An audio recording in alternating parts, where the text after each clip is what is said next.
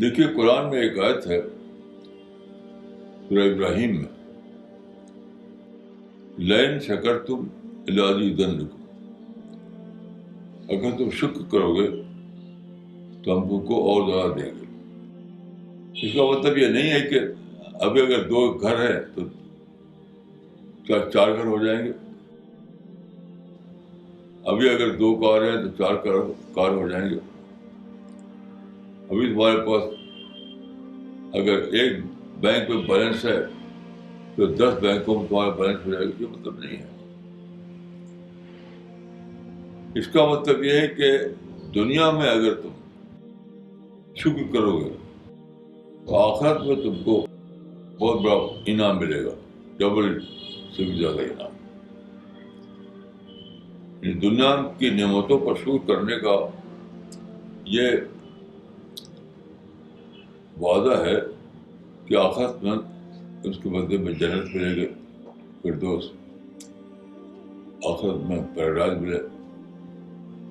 تو دنیا میں جو انعام ہوا ہے انفجار روزگار کی صورت میں، تو اگر اس پر آدمی سچا شکر کرے، سچا شکر تو اس کے بدلے وہ بہت بڑی چیز پائے گا، اور وہ ہے آخرت کا انعام، آخرت کی جنت۔ تو آپ سوچیے کہ کتنی بڑی معلومی ہے۔ یعنی اگر آدمی شکر نہ کرے تو صرف اتنی بات نہیں ہے کہ وہ احسان ناشناس ہے، اتنی بات نہیں ہے۔ دنیا کی نعمتوں پر اگر شکر نہ کرے آدمی تو صرف یہ نہیں کہ وہ احسان ناشناس ہے، نہیں، اس سے بہت زیادہ بڑی بات ہے کہ اپنے آپ کو زیادہ بڑے شکر سے محروم کر رہے ہیں۔ دنیا میں شکر کا انفجار، دنیا میں نعمتوں کا انفجار چاہے کتنی زیادہ ہو، بار لمیٹڈ ہے، وہ تھوڑے دن کے لیے ہے، وہ بھی پرفیکٹ نہیں ہے، آئیڈیل نہیں ہے، لیکن جو اس کا انجام ہے کہ آدمی دنیا میں شکر نہ کرے تو آخرت کی نعمتوں سے محرومی، تو وہ تو پرفیکٹ نعمتیں ہیں،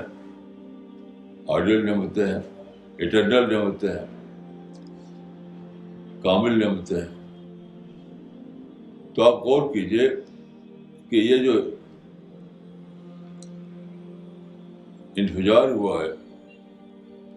یہ موقع کا جو ایکسپلوژن ہوا ہے، وہ آپ کو موقع دے رہا ہے کہ آپ ایک اور بڑے نعمت کو حاصل کریں۔ یہ صرف یہ موقع نہیں کہ آپ گھر بنائیں اور کار خریدیں اور بینک بیلنس بنائیں، اسی کا موقع نہیں ہے، وہ اس سے بڑے چیز کا موقع ہے کہ دنیا میں شکر کرو اور آخرت میں زیادہ بڑا انعام پاؤ۔